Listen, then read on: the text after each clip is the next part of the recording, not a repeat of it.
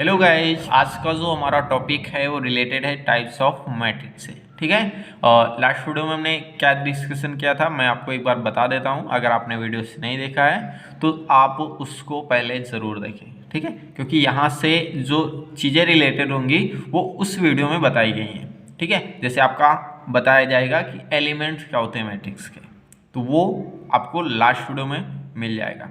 Size क्या होता है मैट्रिक्स का वो भी आपको मिल जाएगा। रो क्या होते हैं और कॉलम क्या होते हैं ये भी आपको लास्ट वीडियो में मिल जाएगा। ठीक है, तो इसलिए कहता हूं कि आप जाकर के पहले लास्ट वीडियो देखें, उसके बाद इस वीडियो को कंटिन्यू करें। ठीक है, आपको चीज़ें आसान वे में यहाँ पे ये सारी चीज़ें आपको समझ में आ जाएंगी अगर आपने लास्ट वीडियो देखा है तब। ठीक है, तो चलिए फिर मैं स्टार्ट करता हूँ और आशा करता हूँ कि आप उसको ज़रूर पहले देखेंगे। यहाँ पे टाइप्स ऑफ मैट्रिक्स कितने प्रकार की होती हैं। पहली नंबर पे जो आपकी मैट्रिक्स आती है वो आती है row matrix and column matrix. इसका मतलब हुआ पंक्ति अवयव और स्तंभ अवयव। ये चलिए आगे बढ़ते हैं, इसका डिफिनेशन जानते हैं और एग्जांपल के थ्रू इसको समझते हैं। पहला है a matrix which has only one row and m columns is called row matrix. ठीक है, एक ऐसा अवयव जिसमें केवल एक पंक्ति हो और n स्तंभ हो, उसको हम क्या कहते हैं, उसको कहते हैं हम पंक्ति अवयव, रो मैट्रिक्स। ठीक है, एग्जाम्पल के थ्रू इसको समझने की कोशिश करें तो यहाँ पे आपको जो फर्स्ट एग्जाम्पल दिया मैट्रिक्स ए, वहाँ पे ये जो एग्जाम्पल हो जाएगा ये हो जाएगा आपका रो मैट्रिक्स का। क्यों होगा, क्योंकि यहाँ पे अगर आप नंबर ऑफ रो देखोगे तो आपको सिर्फ और सिर्फ एक ही रो दिखेगा, लेकिन नंबर ऑफ कॉलम की बात करते हैं तो यहाँ पे कॉलम कितने हो जाएंगे, 3 हो जाएंगे। तो आपने डेफिनेशन में ये जाना कि जिसमें केवल और केवल एक ही पंक्ति हो और स्तंभ m हो। अब m कुछ भी हो सकता है, एक तो नहीं, एक जब लेंगे तो वो दूसरा केस बनेगा। ठीक है, 2 3 4 5 6 7 जो नंबर ऑफ कॉलम्स हैं वो कई सारे हो सकते हैं, तो उसको हम क्या कहेंगे, उसको हम कहेंगे रो मैट्रिक्स। ठीक है, यहाँ पे चीज़ें क्लियर हुई। चलिए आगे हम बात करते हैं एक जो आपका कॉलम मैट्रिक्स होता है उसके बारे में। डेफिनेशन होता है a matrix which has only one column and m rows is called column matrix. ठीक है, डेफिनेशन आपको हिंदी में बता दूं कि एक ऐसा अवयव जिसमें केवल एक स्तंभ होता है और m रो होते हैं, m रो मतलब m पंक्तियां होती हैं, उसको हम कहते हैं कॉलम मैट्रिक्स। सिंपल सा।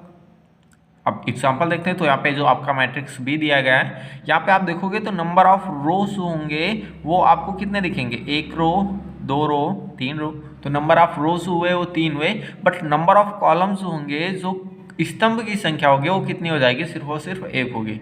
तो ये आपका सेकेंड डेफिनेशन को सेटिस्फाई करता है, इसलिए आपका क्या हो जाएगा, ये जो मैट्रिक्स हो जाएगा ये हो जाएगा कॉलम मैट्रिक्स। ठीक है, अब मैं आपसे एक क्वेश्चन करता हूं कि आप बता सकते हो कि इस मैट्रिक्स का साइज क्या होगा और इस मैट्रिक्स का साइज क्या होता है। ठीक है, क्योंकि इसका ऑर्डर तो होगा नहीं। क्यों ऑर्डर नहीं होगा, क्योंकि आपको पता है कि जो ऑर्डर होता है वहाँ पे नंबर ऑफ रो और नंबर ऑफ कॉलम दोनों बराबर होते हैं। ठीक है, तब आपका क्या होता है, वहाँ पे ऑर्डर को बता सकते हैं, लेकिन यहाँ पे number of row number of column बराबर नहीं है तो यहाँ पे आप ऑर्डर बता नहीं सकते। ठीक है, चलिए देखो यहाँ पे अगर हम साइज की बात करें तो आपका होता है m क्रॉस n, जहाँ पे m होता है आपका number of row and n क्या होता है नंबर ऑफ कॉलम। तो यहाँ पे नंबर ऑफ रो 1 है और नंबर ऑफ कॉलम 3 है, तो यहाँ पे हो जाएगा 3 क्रॉस 1, ये आपका हो जाएगा मैट्रिक्स का साइज।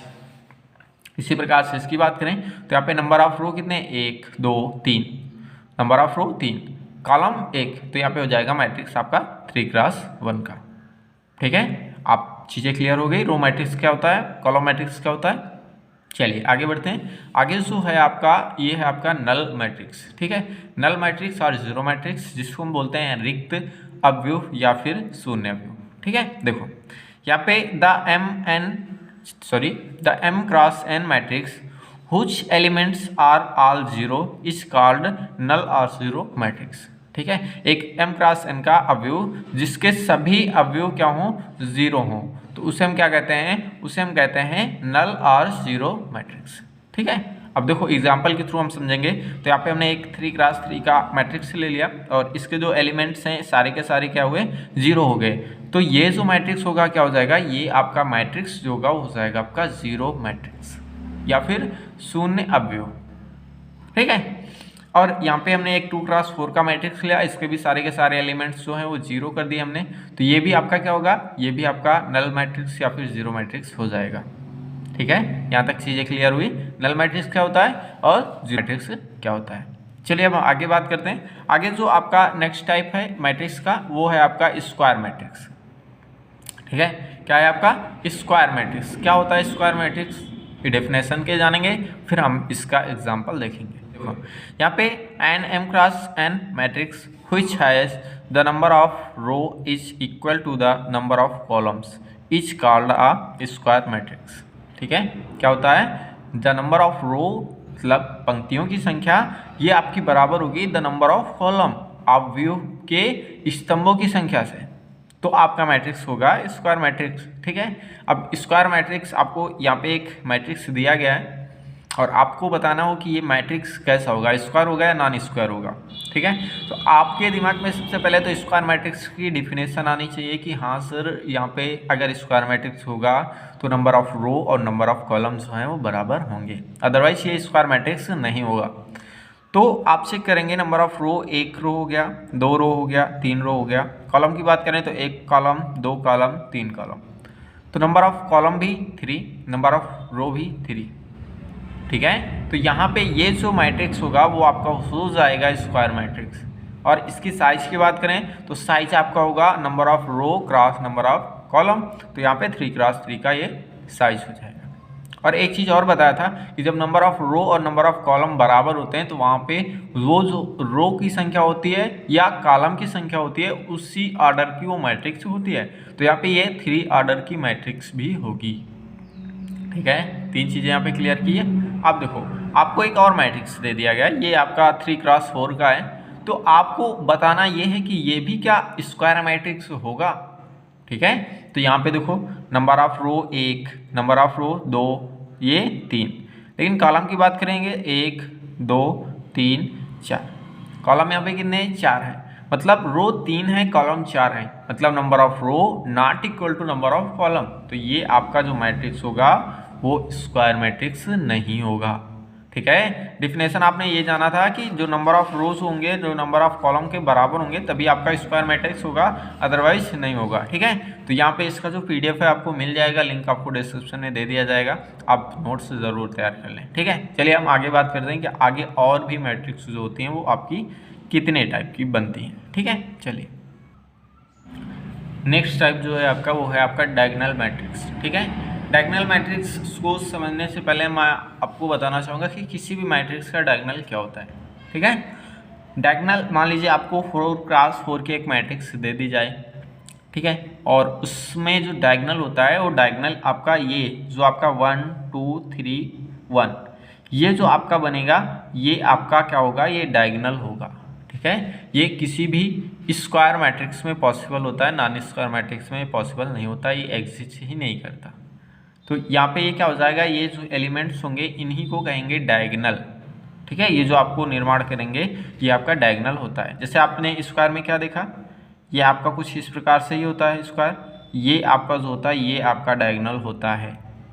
और यहाँ पे जो आपके एलिमेंट्स होते हैं ये आपके क्या कहलाते हैं, डायगोनल एलिमेंट्स।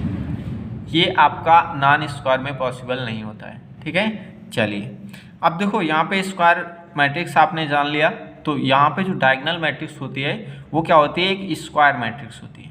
तो a square matrix which has non diagonal elements are must be 0। तो इसका मतलब ये हुआ कि जो आपके स्क्वायर मैट्रिक्स में अगर नॉन डायगोनल एलिमेंट्स 0 हों तो आपका कैसा होगा, वो मैट्रिक्स आपका डायगोनल मैट्रिक्स होगा। ठीक है, ये आपकी डेफिनेशन हो जाएगी, लेकिन मैथमेटिक्स में आप इसको कैसे रिप्रेजेंट करते हो आपको मैं बताता हूँ। देखो मान लीजिए आपका ए कोई मैट्रिक्स है जिसके एलिमेंट हैं Aij जो n क्रॉस n का मैट्रिक्स है। ठीक है, मैंने आपको बताया था कि जो आपका ए होगा वो आपको इस प्रकार से भी रिप्रेजेंट किया जा सकता है। जो आपका मैट्रिक्स ए होगा उसको हम इस प्रकार से भी रिप्रेजेंट कर सकते हैं।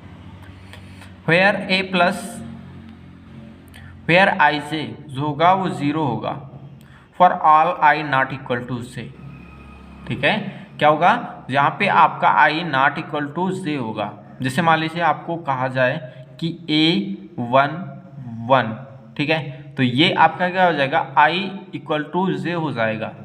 तो यहाँ पे ये जो एलिमेंट्स होगा वो आपका 0 नहीं होगा, ये नॉट इक्वल टू 0 होगा। लेकिन अगर हम कहें A12 तो यहाँ पे क्या होगा, आई और जे दोनों इक्वल नहीं है, तो ये आपका मस्ट बी 0 होगा। ठीक है, तो यहाँ पे इसी तरीके से आपका जो मैट्रिक्स बनेगा वो आपका कैसा होगा, वो आपका होगा डायगोनल मैट्रिक्स। डायगोनल क्या होता है मैंने आपको बता दिया, और वो एलिमेंट्स को छोड़ के ऑल एलिमेंट्स मस्ट बी 0 होना चाहिए। आपको एग्जांपल देखते हैं, एक 3x3 का मैट्रिक्स हमने लिया, इसमें देखो ये आपके डायगोनल एलिमेंट्स हो जाएंगे और ये आपके 0 नहीं है। बाकी नॉन डायगोनल एलिमेंट्स जितने भी आपको दिख रहे हैं सारे के सारे 0 हैं। यहाँ पे ये भी 0, ये भी 0, ये भी 0, इधर भी आपके 0 ही 0। तो आपका ये मैट्रिक्स कैसा हो जाएगा, ये आपका हो जाएगा डायगोनल स्क्वायर मैट्रिक्स। ठीक है, और डायगोनल मैट्रिक्स आपका स्क्वायर मैट्रिक्स होता ही है, तो ये आपका डायगोनल मैट्रिक्स हो जाएगा। इधर हमने 4x4 का मैट्रिक्स बनाया, इसमें भी आपके नॉन डायगोनल एलिमेंट्स जो भी हैं आपको ये 0 दिख रहे हैं, और इधर भी आपका क्या होता है, नॉन डायगोनल एलिमेंट्स आपके 0 दिख रहे हैं, तो ये भी आपका कैसे हो जाएगा, डायगोनल मैट्रिक्स हो जाएगा। अगला हम बात करते हैं स्केलर मैट्रिक्स की। स्केलर मैट्रिक्स क्या होता है, स्केलर मैट्रिक्स आपका एक डायगोनल मैट्रिक्स ही होता है जिसमें आपके डायगोनल एलिमेंट्स कैसे होते हैं, सेम होते हैं। ठीक है, कैसे होते हैं, सेम होते हैं। देखो यहाँ पे a diagonal matrix which all diagonal elements are equal is called scalar matrix. ठीक है, आप इसको मैथ में कैसे रिप्रेजेंट करते हैं, सिंबल के फॉर्म में। तो आपका एक मैट्रिक्स ए है जिसको हम रिप्रेजेंट करते हैं AI जिसमें n×n, ठीक है, जो उसका मैट्रिक्स का साइज है वो ये होगा। वेयर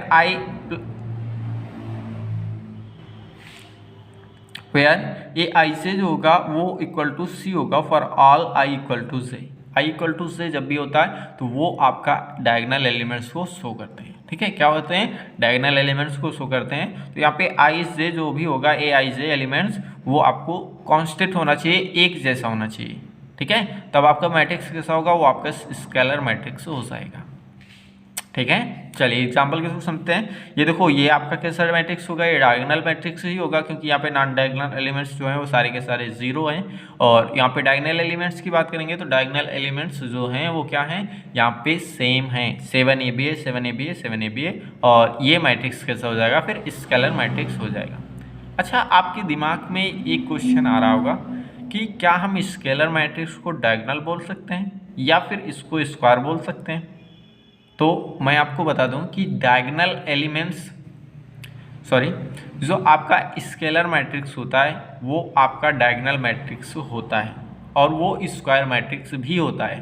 ठीक है, क्योंकि जो स्केलर होता है तो वो डायगोनल होगा ही होगा।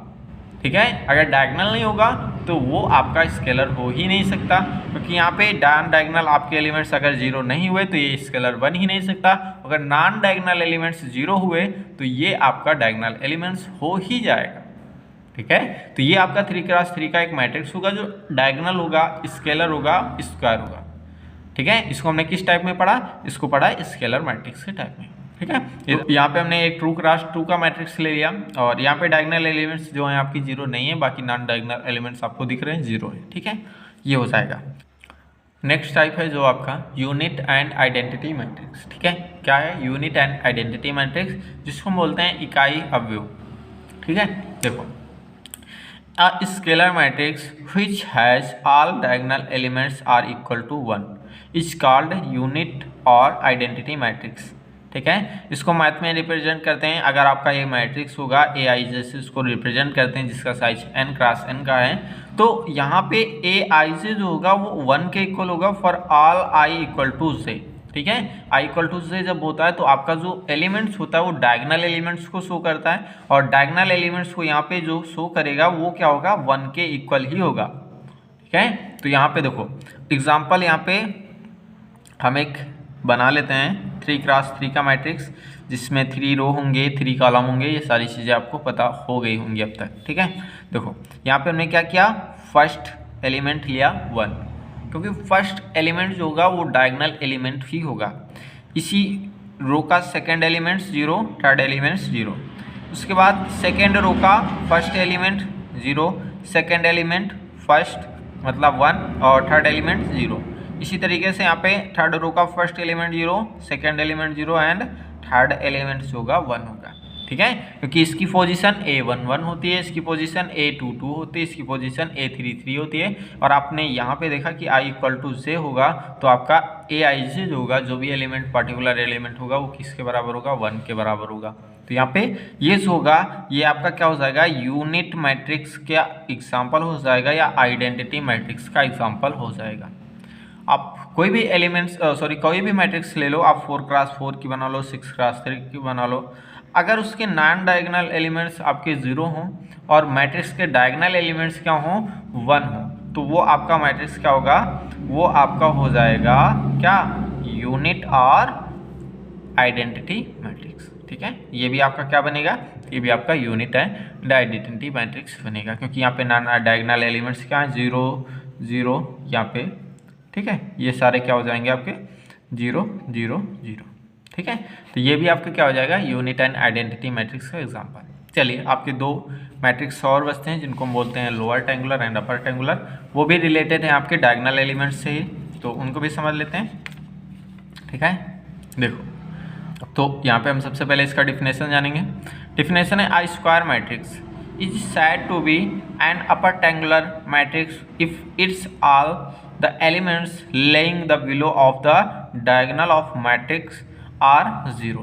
ठीक है, इसका मतलब ये होता है कि आपका एक ऐसा वर्ग अवयव स्क्वायर मैट्रिक्स को हम अपर ट्रायंगुलर मैट्रिक्स कह सकते हैं यदि उसके all elements laying below the diagonal of matrix. ठीक है, अगर उस मैट्रिक्स के डायगोनल के नीचे स्थित सभी एलिमेंट्स 0 हों तो वो आपके क्या होंगे, वो आपका हो जाएगा अपर ट्रायंगुलर मैट्रिक्स। ठीक है, एग्जांपल के थ्रू हम इसको समझेंगे। और उसके पहले हम आपको यहाँ पे रिप्रेजेंट कैसे करते हैं, देखो यहाँ पे Aij आपका मैट्रिक्स होगा n क्रॉस n का, तो यहाँ पे Aij = 0 होगा फॉर ऑल i > j। ठीक है, जैसे आपने क्या किया, आपने एक 3x3 का मैट्रिक्स बना लिया, देखो 1 2 3 और ये आपका डायगोनल हो जाएगा और डायगोनल के नीचे स्थित सभी एलिमेंट्स 0 होंगे, वो आपकी डेफिनेशन कहती है। तो यहाँ पे हमने क्या किया, ये आपका 0, ये आपका 0,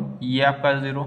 ठीक है, और बाकी के जो एलिमेंट्स हैं वो आपके 0 भी हो सकते हैं और आपके नॉन 0 भी हो सकते हैं। ठीक है, क्या हुआ, जो आपके डायगोनल एलिमेंट्स के ऊपर होंगे वो 0 भी हो सकते हैं, वो नॉन 0 भी हो सकते हैं, उन पे आपको कोई बाउंडेशन नहीं, आप कुछ भी ले सकते हो। लेकिन नॉन डायगोनल एलिमेंट्स जो नीचे स्थित होंगे, डायगोनल से नीचे स्थित होंगे, वो आपके मस्ट भी 0 होना चाहिए, तभी आपका क्या बनेगा, वो आपका अपर ट्रायंगुलर बनेगा। और इसकी साइज की बात करें तो ये 3x3 का मैट्रिक्स होगा। ठीक है, ये आपका हो जाएगा। एक एग्जाम्पल और ले लेते हैं। एक हमने बना लिया 4x4 का मैट्रिक्स, 4x4 का मैट्रिक्स, और 4x4 का है तो नंबर ऑफ रो 4 होंगे, नंबर ऑफ कॉलम भी 4 होंगे। ठीक है, यहाँ पे हमने क्या किया, 1 2 0 3 ये ले लिया, इधर आपका 0 0 और यहाँ पे 0, और इसके बाद थोड़ा सा गड़बड़ हो गया, इसको इधर भी बनाना चाहिए था, चलो आप एडजस्ट कर लेना। इसके बाद यहाँ पे 0 1 और यहाँ पे 1। ठीक, अब देखो यहाँ पे इसके ऊपर जो स्थित हैं, जो आपका डायगोनल है उसके ऊपर स्थित एलिमेंट्स आपके 0 हो भी सकते हैं और नहीं भी हो सकते हैं। ठीक है, तो लेकिन आपके नीचे के जो एलिमेंट्स हैं वो आपको 0 ही होना चाहिए। तो यहाँ पे जो आपके डायगोनल के नीचे स्थित एलिमेंट होंगे वो 0 ही होंगे। ठीक है, अब एक चीज़ और मैं बताना चाहूँगा, इस डिफिनेशन का क्या मतलब है। ठीक है, ये आपकी एज अ डिफिनेशन आप इसको लिख सकते हो। ठीक है, आपकी इस अकॉर्डिंग भी आपकी डिफिनेशन सही होगी। इसका मतलब ये हुआ कि अगर आपका Aij जो होगा वो 0 होगा फॉर ऑल i > j। ठीक, अब देखो हमने क्या इस वाले एलिमेंट को उठाया, अगर हम इसकी पोजीशन देखिए तो ये आपका सेकेंड रो का फर्स्ट कॉलम में स्थित है, तो इसको हम क्या ऐसे लिख सकते हैं, A2 1। तो यहाँ पे क्या है, यहाँ पे i होगा, A1 होगा, तो i यहाँ पे बड़ा है और जे आपका छोटा है तो आपका जो एलिमेंट होगा वो क्या होगा, 0 होगा इस डेफिनेशन के अकॉर्डिंग, ठीक है, क्योंकि ये डेफिनेशन आपको बताती है कि अपर ट्रायंगुलर मैट्रिक्स क्या होता है। उसके बाद हमने इस वाले मैट्रिक्स के एलिमेंट को उठाया, तो इसका पोजीशन हम बात करेंगे तो इसे हम कैसे रिप्रेजेंट करेंगे, आपका कौन सा रो, 4th रो का फर्स्ट कॉलम का, ठीक है। तो यहाँ पे इसमें हो जाएगा 4x1 का, तो यहाँ पर भी आपका क्या होगा, i आपका ग्रेटर है j से, तब भी आपका ये एलिमेंट्स कैसा हो जाएगा, 0 हो जाएगा, अगर ये आपका अपर ट्रायंगुलर मैट्रिक्स होगा तब। हमने एक और यहाँ पे उसको ये वाला एलिमेंट्स लिया, अगर इसकी पोजीशन देखेंगे तो ये हो जाएगा आपका कौन सी रो है, इसकी 4th रो है और 3rd कॉलम है, तो ये भी आपका क्या हो जाएगा, ये भी आपका 0 होगा अगर ये आपका अपर ट्रायंगुलर मैट्रिक्स होगा तब। अगर ये 0 नहीं हुआ तो अपर ट्रायंगुलर मैट्रिक्स आपका नहीं होगा, ठीक है, दिमाग में आया अपर ट्रायंगुलर क्या होता है। चलिए एक और लास्ट मैट्रिक्स आपका और बच गया जिसे हम लोअर ट्रायंगुलर मैट्रिक्स बोलते हैं, इसको भी समझ लेते हैं, उसके बाद हम वीडियो को एंड करते हैं, ठीक है। देखो हम जो अपर ट्रायंगुलर मैट्रिक्स आपने पढ़ा उसी से रिलेटेड है, ठीक है। देखो इसको हम कहते हैं निम्न त्रिभुजीय मैट्रिक्स, ठीक है। यहाँ पे होता है square matrix is said to be a lower triangular matrix if its all the elements lying above the diagonal of matrix are 0, ठीक है। इसका मतलब ये हुआ कि आपका एक ऐसा स्क्वायर मैट्रिक्स जिसमें आपके डायगोनल एलिमेंट्स जो होंगे उसके ऊपर स्थित सभी अवयव, सभी एलिमेंट्स 0 हों, तो आपका जो मैट्रिक्स होगा वो लोअर ट्रायंगुलर मैट्रिक्स बनेगा, ठीक है। देखो यहाँ पे एग्जांपल के थ्रू समझेंगे, बट उससे पहले यहाँ पे मैथमेटिक्स में ये आपको इस तरीके से भी देखने को मिल जाएगा। ए जो होगा ए मैट्रिक्स वो AIJ के फॉर्म में होगा, n क्रॉस n इसका साइज होगा, ठीक है। और यहाँ पे AIJ जो होगा वो 0 के इक्वल होगा for all i less than j, ठीक है, ये आपका हो जाएगा। अब यहाँ पे इसको एग्जाम्पल के थ्रू समझेंगे, तो एग्जाम्पल आपका हो जाएगा एक 3x3 का मैट्रिक्स लिए, यहाँ पे 1 2 3 ये डायगोनल एलिमेंट्स हो गए, और ये डिफिनेशन कहती है कि डायगोनल के ऊपर अगर स्थित एलिमेंट्स 0 होंगे तो ये आपके क्या हो जाएगी, ये आपकी हो जाएगी लोअर ट्रायंगुलर मैट्रिक्स, ठीक है। तो यहाँ पे देखो जो आपके ऊपर स्थित है वो आपका क्या हो जाएगा, वो आपके 0 एलिमेंट्स हो जाएंगे, और यहाँ पे नीचे स्थित हैं ये आपके 0 भी हो सकते हैं, नॉन 0 भी हो सकते हैं, तो ये आपका कैसा हो जाएगा 3x3 का लोअर ट्रायंगुलर मैट्रिक्स, ठीक है। इसको हम ऐसे भी कर सकते हैं, एक डायगोनल बनाते हैं, डायगोनल के अगर ऊपर आपके एलिमेंट्स 0 हों तो आपका क्या होगा, ये आपका हो जाएगा कौन सा मैट्रिक्स, लोअर ट्रायंगुलर मैट्रिक्स, क्योंकि यहाँ पे एलिमेंट्स का जो ट्रायंगल बन रहा है वो नीचे बन रहा है और ऊपर आपके सारे के सारे मैट्रिक्स के एलिमेंट्स कैसे हैं, 0 हैं। आप कोई भी मैट्रिक्स बना लें, अगर आपका ये कंडीशन सेटिस्फाई करता है तो आपका क्या होगा, वो मैट्रिक्स ही आपका क्या हो जाएगा, वो आपका मैट्रिक्स लोअर ट्रायंगुलर हो जाएगा, ठीक है। ये डिफिनेशन के अकॉर्डिंग हम इसको देख लेते हैं। हम मान लेते हैं ये आपका एलिमेंट उठा लेते हैं, तो यहाँ पे क्या होगा इसका पोजीशन, ये आपका फर्स्ट रो के 4th कॉलम में है, सॉरी 3rd कॉलम में है, तो यहाँ पे i जो होगा वो लेस हो जाएगा जैसे, इसलिए इसका पोजीशन के अकॉर्डिंग क्या हो जाएगा, ये आपका 0 हो जाएगा, क्योंकि अगर ये लोअर ट्रायंगुलर मैट्रिक्स होगा तब, ठीक है। यहाँ तक चीज़ें क्लियर हुई। इसी तरीके से हम कोई भी एलिमेंट्स का उसको पोजीशन देखेंगे तो वहाँ पे i जो है वो लेस ही आएगा j से, तो आपका ये हो जाएगा, ठीक है। तो हमने देखा कि जो आपका टाइप्स ऑफ मैट्रिक्स होती हैं वो कितनी होती हैं, किस प्रकार से होती हैं, और अच्छे से समझने की कोशिश की यहाँ पे। तो आई होप, आशा करते हैं कि यहाँ पे आपको चीज़ें अच्छे से समझ में आ गई होंगी। अगर फिर भी किसी भी प्रकार का आपको डाउट हो रहा है तो आप हमें कमेंट्स कर सकते हैं, मैं आपका रिप्लाईस जरूर दूंगा, ठीक है। चलिए फिर मिलते हैं नए वीडियो में नए टॉपिक के साथ, और नए टॉपिक में हम डिस्कस करेंगे जो प्रॉपर्टी होती है मैट्रिक्स की, एडिटिव प्रॉपर्टी, मल्टीप्लिकेशन प्रॉपर्टी, और एडिटिव प्रॉपर्टी में वो कम्यूटेटिव लॉ को फॉलो करते हैं या फिर एसोसिएटिव लॉ को फॉलो करते हैं या नहीं फॉलो करते हैं, ये सारी चीज़ें हम देखेंगे, ठीक है। तो आप नेक्स्ट वीडियो आपको नेक्स्ट डे मिलेगी, तब तक के लिए bye, thank you, take care.